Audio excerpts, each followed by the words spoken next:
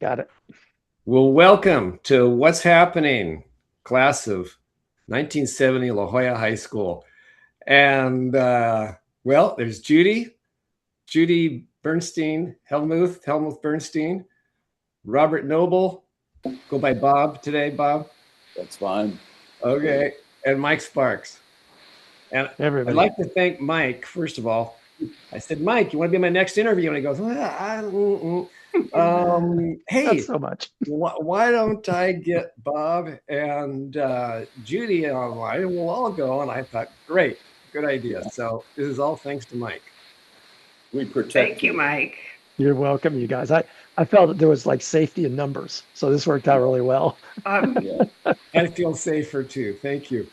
Yeah. Now, okay, here's a trivia question just to kick this off. What do you three all have in common from high school? We Oh, can't talk about that. Whoa. it's 7 o'clock All in the right. morning No. here, Ken. Come on. Judy's What? got a Well, point. There's a bunch of stuff I we think shouldn't talk about. I'll start just off the top of my head, but we all laugh at the same crap, and Okay. also our let's say I'll say political views are certainly very aligned, which I'm not going to bring up now, but nevertheless, that's important now, especially. But we just laugh at the same stuff. Enjoy Okay. each other's company. I And we think have we a lot of also, pinky swear secrets. yeah, we do. We have a lot of Lots, secrets. but Judy has the best stuff about high school. Somehow she knew everything, so I'm always entertained by her stories. I didn't know what half the terms they talked about all the time meant. They were, yeah, insider trading at that point. Another thing we have in common if we go back however many years it was, is we have Bill Pfanner in common.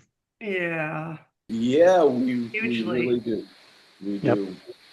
That Yeah. was a binding post for I think all of That us. really was the reason we got to know each other well. Yeah, it's Really? true. I think you probably know Bill was my cousin, so we were together since we were babies. But yeah, really miss Bill. His And his So, his brother Johnny lives in Encinitas, and he's great. So we've uh, talked about Bill. both tell your me more moms, about Bill. yours, Bob, and Bill's, were so welcoming to all the kids. They always Oh made a place for us to go that was fun and didn't have too many rules. And Yeah. it was, both of them were great that way. yeah, Bill's mom, who was my aunt, we called her Adams. She was so nice. She was my favorite aunt, and his father was my uncle Bill was just a treasure. He was just a treasure. I learned so much from him.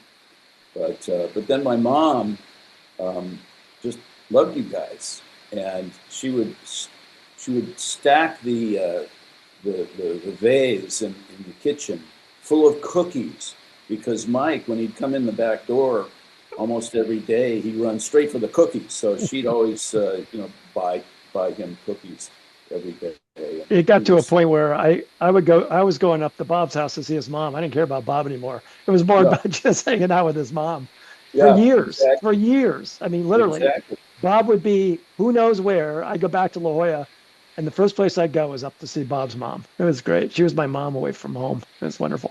And sometimes, Mike, you'd go to my house when no one was home, and you just make use of the house, for whatever you wanted to do. That's very true. Okay, I'll leave it at that. So you all lived within a certain circumference. Mm. Where did you guys live?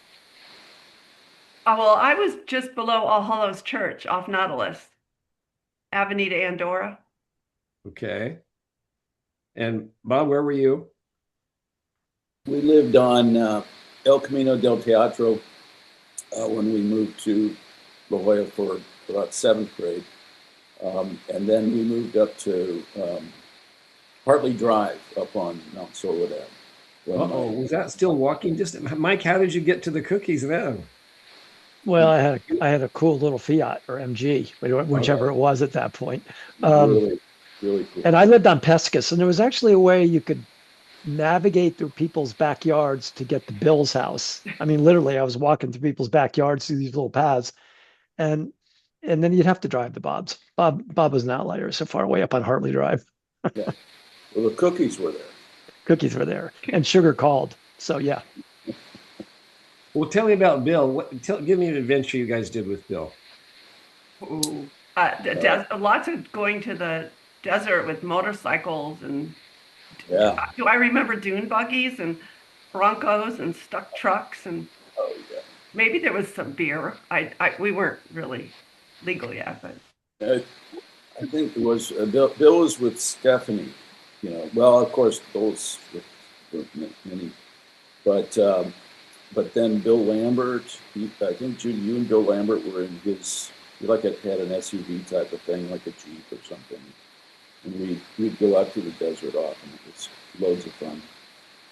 I remember our trip to Idlewild, which just I remember. yeah. So we had a trip to Idlewild, and that was, I guess, senior year. It had to be, and it was a group thing. So Mike Marquardt and Patty Porter were there, and I was there with Chris Dodge, and you were there with Alan O'Rourke. Is that right, Bob? Yeah. And then Judy, you were there with. Were you there? I was there, but I don't think I was with a date. You maybe not, maybe not. And yeah, so that was that. And Jesperson was there with Janet. I mean, it was a lot of Oh, fun. was it with Janet at that time? Yeah. Well, These we are all went we went a few times, but yeah, yeah. That's the time I remember. So anyway, that was a fun memory we have. At least I have. You know, Ken, you asked about Bill Pfanner stories, and of course, since I grew up with him and he was my cousin, I have thousands of memories. But he was a real character. He was extremely charismatic, as everybody remembers. And Mike, I remember your wonderful father and I guess stepmom, Marge. Yeah, They just loved him. And they in did. fact, your dad said Bill has the most charisma of anybody he'd ever met. He said that to me, and I said, yeah, he really does. But Bill and I traveled around. We had this wild idea to travel around the country in my little Volkswagen Squareback, and so we did. We put an American flag on the roof and drove around, stayed at communes in Oregon. But one thing I remember was we were driving the middle of the night and we had to find an outhouse. We had to go to the bathroom. So we found one in the middle of nowhere. It was cold in Montana. So then he went in first. Then I went in. It was a metal outhouse. And sure enough, Bill found a pile of bricks within 20 feet of the outhouse. And I was sitting there in peace trying to take care of my business. And then boom, the loudest sound I could possibly imagine, scared the shit out of me. and then I heard the silence and I heard the bricks being rustled. And so sure enough, boom, and he just kept doing it and he was laughing his head off. So I was laughing. Anyway, one of my many treasured memories of. Well, no, I have not heard that, Bob. This is why we get on the call, because you pull up stuff we haven't even heard of. Never heard that one. Yeah. Anyway. That was after high school, though, right? It was March the year after, because I dropped out of UCSD to go on a road trip with Bill. It was fun. I didn't know that. Wow. Yeah. Well, I stepped into something I had no idea about. This is great. But that wasn't the answer I was looking for and what you had in common. I'm going to give you a hint. Extracurricular activity. Well, there was the graduation thing. Don't forget our pinky swears. Where we might have put a Jack in the Box head on top of the flagpole. That was something we might have been involved in. I heard about it. I don't know. Oh, shit. Is that what you're thinking of? I only saw it after. This is all news to me. I'm really getting good stuff with this question. Judy, I don't think you were there. Maybe you were there. Mike, you were engaged in that. Yeah. Kip was involved as well, and Bill and you. And... Well, you brought it up, so I think it's an appropriate moment for me to set the record straight. about really what happened. And it was Bill and me at the bottom of the flagpole with the Jack in the Box head, which was really big. It was And like how'd you this get big. it? We Where'd you stole it get off the Jack in the Box thing down at Jack in the Box in Bird Yeah, Rock. but Where Is else? it screwed in, or you sawed it off, or well, I what? stole one once, but it wasn't. I don't think I stole that one. It was. I I think forget. you did. I think you did. Oh, I remember ripping one off, but I think it was. I thought that one was somebody else. But in any case, So you've taken two. Bill took the rope, this vinyl rope, and he wrapped it all in the curly hair, and the curly hair was plastic stuff about this big. And he wrapped it all up, and then we stood there at the bottom, and we had Kent Van Dalsen's ladder that we brought in his car that smashed his windshield out. Yeah, when we pushed it in, it broke his windshield. Yeah, he hit the brakes and it went right through the windshield. And we said, "Hey, it was like Animal House. Like, hey, man, it's your car. You fucked up."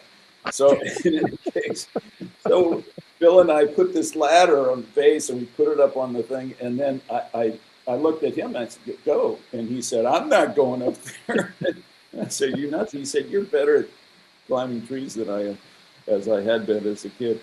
And so I put that thing over my shoulder and I carried it up. It was really heavy, and the ladder only went up about 20 feet. And there was 20 more feet to go. And the thing was swaying, and Bill would run into the bushes there by the administration building. And I was alone in the dark going like this.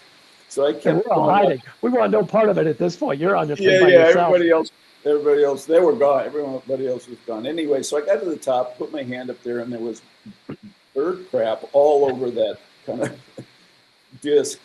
So I managed to pull it up, and I made the hole in the neck, managed to go over the ball on the top, and then I managed to unravel it, holding on with one hand. So I went down. Anyway, I made it out alive.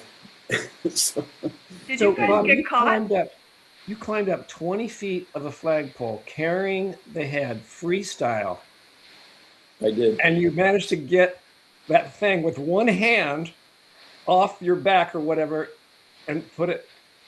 And that was the easy part, untying the rope that he roped it like 30 times. And so I was up there doing this.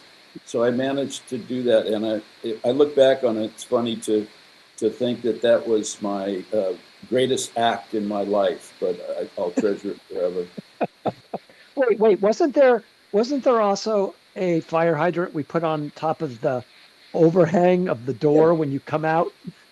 Yeah, that you guys were digging the holes for the fire hydrants, which was just brilliant. And you put the fire hydrants around the campus. Anyway, it was brilliant. And actually the administration was happy about that because it wasn't really damaging like the previous years. Well, except that we did put a fire hydrant on. When you walked out the door that was of the building that was across from the administration building, there was a fire hydrant over your head on the overhang. They didn't appreciate that much. So Ken, what was it that you were thinking of? Because we're clearly not getting it. Yeah, we're not getting it. Sorry. Well, the fire hydrants, I remember they went through, it was between, right near the coast, they replaced a bunch of fire hydrants, and they were just kind of laying out. Is that where you snagged one? I got one of those too. And it just kind of lived between my girlfriend's house, and the parents were saying, "Get rid of this thing. What are you gonna do with it?" I don't know, but it's cool. We got a fire hydrant. It doesn't have to have a purpose. It's cool. You had a great. Oh, that's wonderful. I wonder what they did with it. All right, here's another hint. I'll make it easy. It was a downhill activity. Oh, is this the one where people would go through We roll in ski club. Ski club. Ding, ding, ding, ding. Yes. Now, Bob, you just 11th grade for you, Bob. Mike, you were all 3 years, and I think you were too, Judy. I was on the ski club because when I was trying out for JV football, the coach Townsend said, I think you might do better in ski club, Sparks. So it was ski club. It was from 10th grade. Sorry. It's okay. It is okay. He was right. That's the problem. Now, I thought you did play JV 10th grade, though, didn't you? Yeah, I did. I played a few games. I think it was partway through. He was suggesting an alternative. You were in track too, Mike. Remember, you ran. One race. What was your race? I ran the 440, and I took off like a Sorry. bat out of hell, and I was way out in front. I'm thinking, this is easy. This is so easy. And then about 220 in, it was like, oh, I'm getting really tired. And all I know was I walked across the finish line with everybody else. And everybody, I got to love it. All the people who came were cheering. It was a wonderful day, even though I came in last. Hey, I was pole vaulting and I was standing next to Ray Townsend. And when you took off, he started laughing. He was laughing hysterically through the. Sorry, Mike. I had. That's okay. I look back up and But I it was cracks me worse. up. I failed. I failed. I was in varsity, but I failed against the junior varsity guys in that other school. Anyway, None of us were the athlete you were, Ken. Let's face it. You had a legitimate career in athletics, you were. I think you were on baseball and football, weren't you? yeah. No, I tried out for baseball, but I didn't make it. Football, basketball, and Oh, track. basketball. Yeah. Yeah. See, I mean, you were Yeah. an athlete. We were not. I was Well, a I crash wasn't. ahead. I was a crash into people athlete. It didn't translate real well to basketball, and track was okay. That's Well, great. let's see. You got it. Ski club. It was fun. It was a lot of fun. It Those was a trips lot up of to fun. Mammoth and the bus. Judy, I Now, remember I sat with you on one of those trips on the way up. It was great. Do you remember when so Craig Wells was up there and we'd go to his parents' house, which was an A-frame at the base of the mountain, Yeah. and he would drive his snowmobile up over the top of the A-frame house and down the other side. And then I don't know if you ever went with him, but he took me way up to the top of Broadway on the snowmobile at night, and we rolled it, of course. And That was in the days when we had enough snow you could actually do that kind of stuff, I guess. yeah, That's right. I remember. Didn't we go to a hot springs up there? yeah, the Yeah. hot springs. June Lake Yeah. Hot Springs. Yeah. No, And we it's had. We before had. Mammoth.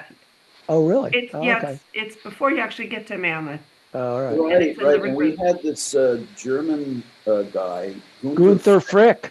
Gunther Gunter Frick. Frick from and he was. Wiesbaden, Germany. Yeah, and he was with us, and there were some German girls in the hot tub, and so I think it was Bill was saying, "Gunther, what are they saying? Talk some German to them." And he said, "No, they're really stupid." So we took Why do you. I don't know, Bob. Were you with us when we took Gunther down to TJ? Oh No. God, We took Gunther to the Long Bar, and then Oh, things didn't go well. Yes, you can what imagine. happened? oh, Well, there was a lot of people who may have drank too much alcohol. When I tried to come back across the border, they wouldn't let me in. They made me go back and cut my hair. Honest to God. So, and Gunther just walked right across and waved as he kept going. It was a trip. now he was probably on some sort of visa from Germany. Student It was exchange. student exchange. Student yeah. Yeah, exchange. it staged I don't him. know. That just makes me really nervous. You're taking this guy on a visa, into getting him into trouble, and it turns out you're the one that can't get back. You could have Ken, screwed him up royally. Ken, this is one of the least problematic things I did in high school. That example. But very thoughtful. Well, Really? yeah, very thoughtful. He had to experience the was Long Bar. Gunter skied like a bat out of hell and never turned. Do you remember that? No, but I He I believe just it. do. I because remember he that. learned to ski in the Alps, and he just, Can't believe he hasn't been to one of her reunions. What an asshole. Have you What an kept track of asshole. him? Have you kept in touch at all? No, not at all. The only reason I thought back on this, I thought, I should bone up on some of these folks. So I pulled out my yearbook, dusted it all off, and Gunther said, Michael, never forget the trip to TJ. That was some experience, wasn't it?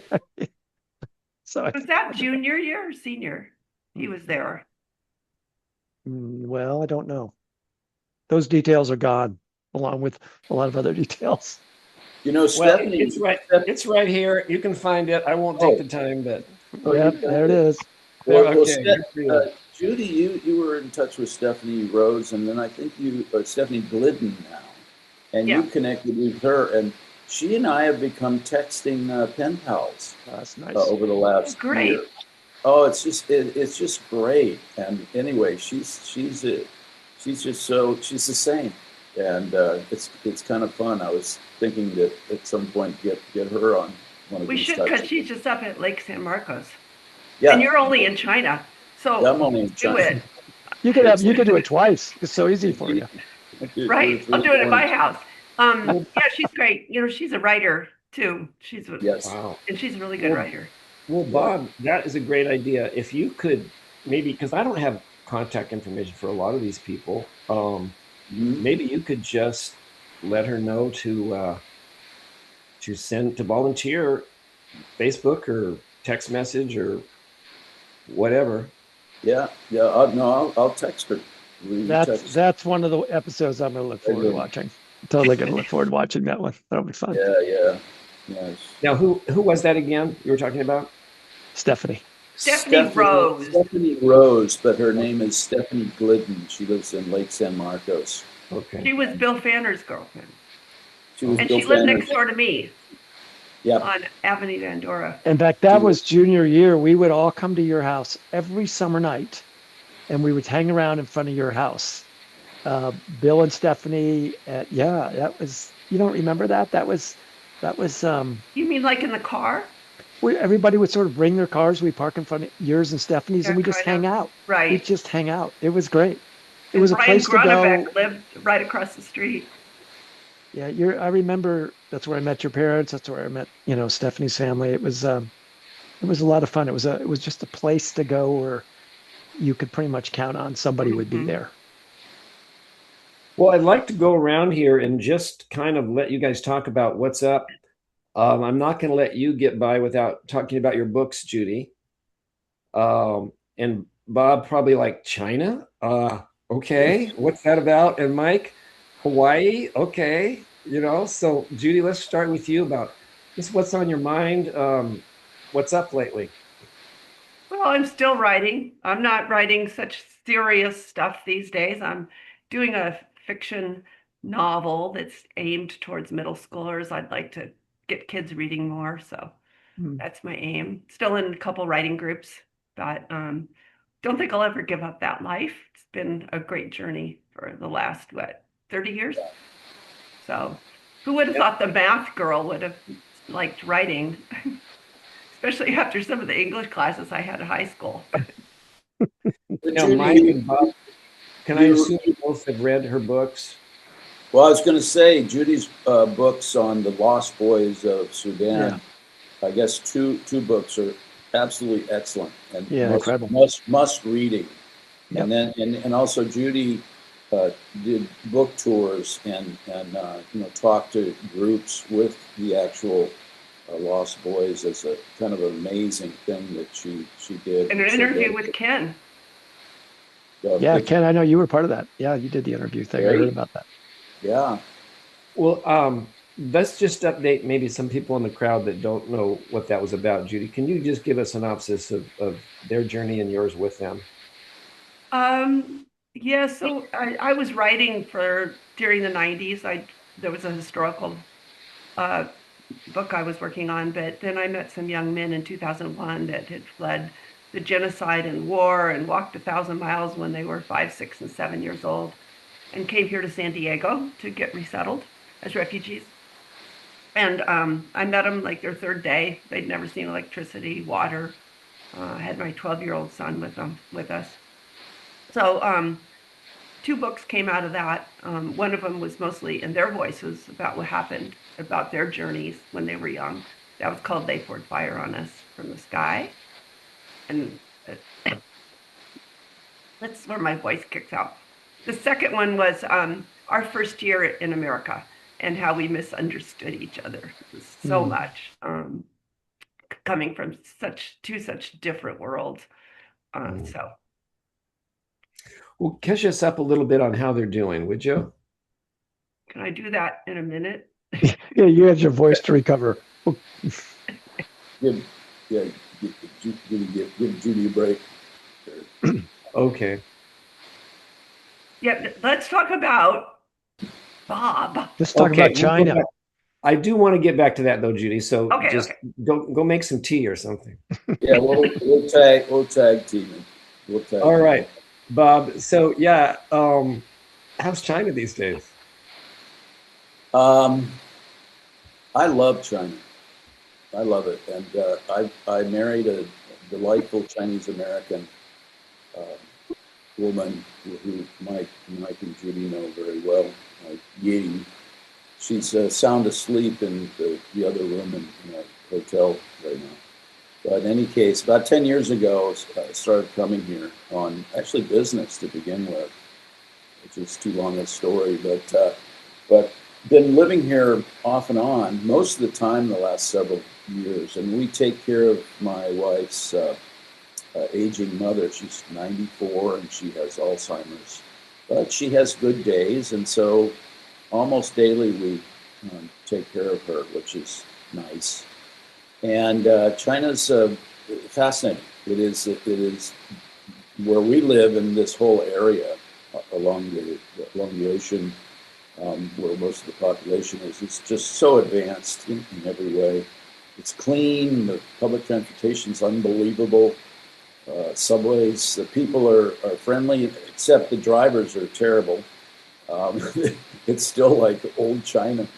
But Hanzhou, where we live, is considered, well, it's considered the most beautiful city in China. It's gorgeous. There are flowers everywhere. And we are guests here as American citizens, and they're very nice. Food is great. It's very inexpensive. It's about a third the price of the U.S. for getting a fine meal. And people are very friendly, and they're very friendly to Americans in particular. And because I'm the only American in about 8,000 people who live in our entire complex, the government ropes me into teaching kids some English and teaching them about American geography. And they have a special room in the government offices that's their international room, but it's really the American room because they have a Statue of Liberty model right in front of you when you walk in, and American flags. It's much different than I think most Americans think, but it's very friendly. And the healthcare system here is unbelievable. It costs a tenth as much as paying cash in the U.S. So we just pay cash and and it's fast. Within one day, I can get scans and all the blood tests within 20 minutes. And I mean 10 get done. And I did a blog not a blog, but I did a posting on Xiaohongshu, which is a Little Red Book. It immediately got 250,000 views in China because it's comparing the U.S. and China healthcare. Anyway, it's really a fascinating place, and it like the United States has got so many wonderful things. So I'm a big China fan, but we are big American fans too. Not to bring up current subjects, but nevertheless, America's is a wonderful place, and we're going to settle in there. We have a condo actually in Honolulu, so we, as Mike knows, Mike and Nancy know. But in any case, I recommend to anyone to just go to China. It's inexpensive to travel, and it's very welcoming, and you'll be stunned by how nice it is. There you go. That's my speech about China. Well, that really opens up my eyes. Just that short 5 minutes. We're kind of looking for places to go. We've been a lot of places, and like China really never crossed our mind until right now. My mind. Well, they have a 10-day visa now. You don't. No. We have 10-year visas, but it was a lot of trouble, a lot of work. 10-day visa, you can just fly in and show up and fill out a form, and you travel for 10 days. They have no restrictions. And as I said, they're very kind to Americans. The Chinese people are, they just love us. And it's very easy to travel. It's very inexpensive. Hotels are, let's say we're in a Marriott now to hang out with her mom, and it's less than $100 a night for really nice, gosh, sweet. Yeah, that's the way it works here. But I do highly recommend it, and it's a very friendly place, especially to foreigners, but especially Americans. Wow, that is great. We don't always hear all this on the news. No, I've been listening to the news, and so that's when my head is exploding. Like, what? Yeah. Well, it depends on the news you're listening to, but even the even the kind of I would call it progressive news or mainstream news, it doesn't really cover China. It doesn't know really what's going on. Yeah. You have to come here and visit. But every American who comes here for a week or two or whatever, they go back and they're just shocked at how amazing this country is. And they're friendly in the countryside too. If you go into where the farms and the mountains and into the farther west and even into Xinjiang, which is where the Muslim it's a Muslim province. It's so friendly. Food's unbelievable. For $4, you can get a giant meal of the best food. I have to mention that. But in any What case, was the name of the place you said where the Muslims were? Xinjiang. It's Xinjiang. Xinjiang. I won't spell it for you, but Xinjiang. It's far in the west. It's next to the Muslim countries. So it's a dependent province, like a territory of China, but it's part of China. They're Chinese. They're under the central government. Xinjiang and Hanzhou. Well, we'll come knock on your door. Hanzhou. That's the best one. Oh, That's where I Hanzhou. am Okay. right now. That's where I am right now. It's hard to tell, but maybe you can see this. There you go. Oh, yeah. It doesn't look great. It's early morning, but in any case, thank you. Thank you for asking. Wow. Well, Mike, I don't think you'll have to talk us into Hawaii, but just tell us how spoiled you are. I mean, Hawaii is an amazing place. When we decided to come here, we were living in Petaluma, up in Northern California, and it was one of those cold summer days you get in the middle of summer there. And we were driving to Costco, and I think I was 57, 56 at the time, and I said, let's play a game. By the time we get to Costco, let's decide where we want to be when we're 60, wherever it is. If it's here, if it's anywhere. So we got into the parking lot and said, I got mine. She goes, well, I got mine. It was like, we're coming to Hawaii. So we just got the kids out of school, paid down their school debt, and we were in Hawaii by the time I turned 60, actually a little before. So it was we had been coming here on and off. Uh, one year we come to Hawaii, either Kauai or Maui, and then the next year we'd save up money and go camping in Utah, and then we come back here. And it was an adjustment. It was clearly an adjustment. There are a lot of, there are a lot of tourists here, and you have to come in with a kind of humility into this culture. And I had a friend who was a colleague, work colleague, who was Hawaiian, and I said to him one day, "I'm going to Hawaii," and he goes, "Sparks, don't say a fucking word for 10 years." He was dead serious. Don't say a word for 10 years. Keep your opinions to yourself. Don't try and tell them how to do their business. Don't try and run don't, I work, I'm a community organizer. Don't go and organize anything. So it was truly that for the longest time, I just laid low, and we came here with two pit bulls, two pit bull mixes, and pit bull mixes have a certain status here. So I'm walking around with pits, and folks are like, "Yeah, I guess you're okay, man. If you got two pit bulls, you got to be okay." So I've heard a lot of folks who had a lot of trouble. They didn't like it here; it was too small, or they got island fever, or they felt that the locals weren't friendly with them or to them. And my experience was, if if you just respect the culture and don't try and don't try and be a local. Don't try and start talking Hawaiian. Don't start talking in pidgin. Don't try and mimic the phrasing and phraseology, and just be yourself. And it's great. So we're here, and I have grandchildren in Sacramento. So whenever we go back to the mainland, we always sort of ask ourselves, well, are we ready to leave? And the answer has always been no. So I don't think we'll be leaving. We'll just be traveling. I live in Kihei on Maui, and I've had some folks come out from La Jolla. My brother still lives in La Jolla, and he spends probably 2 weeks here twice a year, and so we get a lot of time together. And I come back to La Jolla and get my dose of La Jolla. I was talking to him the other day about coming back, and he says, you come back, you don't really see folks. I said, it's not that there's something about La Jolla that's it's kind of like a vacuum. It pulls me in, and it's not necessarily about I get to get together with everybody. it's just about, and it's not even the same place. I mean, my house looks different. Bird Rock, where my brother lives, looks totally different.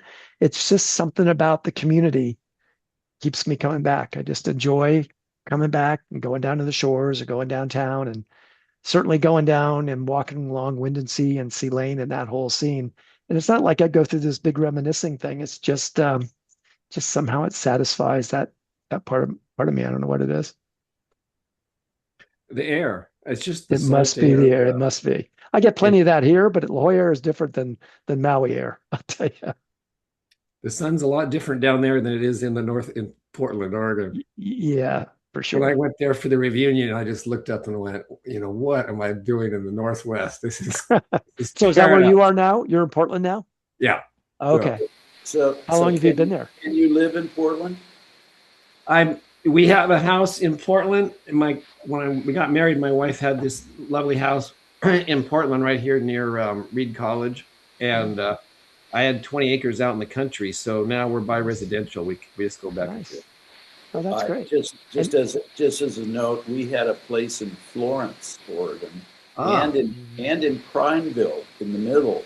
We would near Redmond, and we would drive back and forth. This was for a couple of years, a few years ago. But loved it. Loved Portland. it does have its beauty. I mean, I bought this acreage and there were some fir trees where we wanted to put the house, and I got a chainsaw and I cut them down. I bucked them and I called up a portable sawmill and said, "Come on in here, make me some lumber." And I built a house Nice. with it. By golly! Nice. So Oh my God, how that's did you incredible. choose? How did you choose to go to Portland then? What was their driving sort of motivation for you to, of all the places in the U.S., you chose Portland? Well, okay. When I lived in Pacific Beach, when I went to UCSD, and I felt like I'm backed up against the ocean and traffic lights. I just Mhm. Mhm. needed more space. I Yeah. rode a motorcycle, then I like to get out on the dirt, and the dirt was getting more and more off limits. Um, so I guess and you couldn't cut down a tree over you needed a permit to, Yeah, not that I'm glad. It's a beautiful place. It's fine. Mhm. But Mhm. I had other things inside of me, I guess. Mhm. And Northwest offered that kind of the wild, wild west that Yeah, I was nice. looking for. Nice. And what town did you where you bought the land in? Yeah, out in the sticks, it's Yam Hill, near McMinnville, near Forest Grove, maybe places you've never heard of. It's right. Well, Yam Hill County is the wines, the Pinot capital of Oregon. okay. Okay. So So the wineries have come in, and it's a whole different place than when I moved there. But anyway, to answer your question, Yeah. that's what we're up to. And who do you stay in touch with now? Who's your sort of La Jolla High reference group that you keep in touch with? We sort of do as our group here. Who do you have? I think that's why I'm doing this. I just felt Mm. disconnected. I'd get Okay. down to the reunions and I'd go, "Wow, this is great. I'd like to be more a part of people's lives that Mm. we went through that together and it meant something, and I want to continue to explore that." yeah, Yeah. So I Great. don't really have um, I married Jolynn Bush. She was a junior when we were seniors. Right. Uh, we divorced in the 90s, and since then I've been married to Christy, and she just passed away. Oh. Um, so I knew her since I was 14, and there's a lot of shared memories that just aren't there to kick around anymore. So maybe Yeah. that's part of it. Looking for Mhm. people that lived a life that I did when I was young. yeah. I'm really sorry to hear about your wife. Sorry to hear that, Ken. Yeah. That's Yeah, rough. That's rough. yeah. Well, we all have stuff going on. I've certainly learned that. Very true. We could Especially we at could our age. we could match health issues for another hour, I'm Oh, I sure. know. My mom called that the organ recital, and she would limit all of her friends when they'd have lunch. She'd say, "Okay, 5 minutes each for the organ recital," depending on how many people. But it is common to have the I'm organ going to recital. steal that one. Yeah, What's that's a good that? one. That Yeah, is yeah. Steal it. Steal that term. Yeah, really, that was my Borrow. dear mother's turn. But, Well, we've got our aches and pains, but you look to me like people that really look at what to be grateful for. And Absolutely. Absolutely. we're all sitting here and got smiles on our faces, and it's a beautiful yeah, thing. yeah, Ken, I'll bring this up. Wasn't planning on it, but my brother, who was my closest friend, died in a glider crash in Hakumba in 2013. He was a Navy fighter pilot, and it was, Oh my. other than my father dying when I was 11 in a helicopter crash. It's a strange family history. Oh. But it had it had a tremendous effect on my life, and I was thinking about that when you were talking about losing your life. I mean, I think it's great that you're pursuing something that helps fill your life and kind of answer some questions or some feelings that you need. So it's I understand completely. It's great. But I got to tell you, you mentioned something, and I won't take much time, but it's a Bill Pfanner story, because I have a lot of them, and he comes back to me all the time. But you mentioned cutting down your trees on your property. Bill and I, when we traveled around the country, we went and stayed at a ranch in Galena, Illinois, and family that I knew. And the dad said, "Have you guys ever cut down trees?" Because he had all these dead oak trees around his 50 acres. And have you ever used a chainsaw to cut down trees? And Bill immediately said, "Oh, absolutely. We're experts." And I just sat there. We'd never touched a chainsaw. So he said, "I'll pay you $10 an hour, each of you, to go cut down all those trees." And so we went out there with a big chainsaw, not having a clue what to do. And these were enormous trees. So I said, "Bill, okay, let's try it." And he said, "Well, let's try this, and let's try this, and let's try this." And we kind of figured it out. But when that first tree started going down, it didn't go down in the direction we expected it to. So we were running around to the other side. And this tree, it was unbelievable when it came down and hit the ground. I mean, it was like an earthquake, and then it was so loud. And we both looked at each other. We said, "This is so cool." And so we went around and cut down all the trees and made a ton of money. But it was classic Bill, just jump into it. Well, that's a classic Pfanner story. Just like when my father said to Bill, "Can you paint a house?" And Bill, "Oh yeah, I'm an expert at it." So he paints my dad's house. It's like, and that went the way that went. We'll just leave it there. So, But your dad and Marge, they would feed Bill lunch. I remember this. I was around at the time. They'd feed him lunch, and they just loved talking to him. I think that's why they had him there. They didn't That's really why care they how had well him. he did it. It's like, They let's didn't get care Bill about up here. Well, you guys, I feel like we've had a fifth person here today with Bill, and We great have. to bring him up and speak about him. I want to do that more when folks know people that have passed away and talk about them. I think that'll be a beautiful part of this going forward. So I really appreciate Great that. idea. Great idea. Beautiful. Great idea. So one of the things I remember, I don't talk with Kip much, but occasionally he'll text me, and he always texts me with one of our friends passes. It's like, Mike, I need to tell you because you're going to hear about it. I'd rather hear it from me. I've always appreciated the fact that Kip has kind of he knows who our circle of friends was, and he will text me when something happens. And that means a lot. It's nice he does that. Yeah. All right. Well, we have burned up the time and so fast, and I have a lot more questions, but we'll come around again. Okay. All right. I'll go through everybody, and then we'll get you.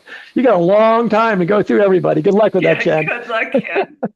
Well, if I do it like this, we'll have a screen full at a time. But the list will keep getting shorter. So I think that. Oh dear. Don't say Why is it going to get shorter, Judy? Because we're all going to pass away. never mind. Where are you going with this? All right. Well, this has been wonderful. Yeah, Judy, thanks a lot, Ken. Thanks for doing it. Thank you so much. Really Thanks. appreciate it. okay.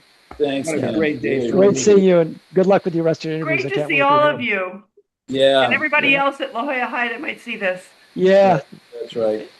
yeah. I recommend going on Ken when he asks you, do it, even if you need 2 or 3 more people to do it with you. Go on, Ken. Go on, Ken. Thank you. All All right. Take All care, right. Ken. Bye-bye. Mike will be there with you if you need help. That's right. I'll be your wingman. You're the best. All right. All right. Take care, you guys. Aloha. Thanks, Ken. Bye-bye. Thanks, Bye. Ken. Take care.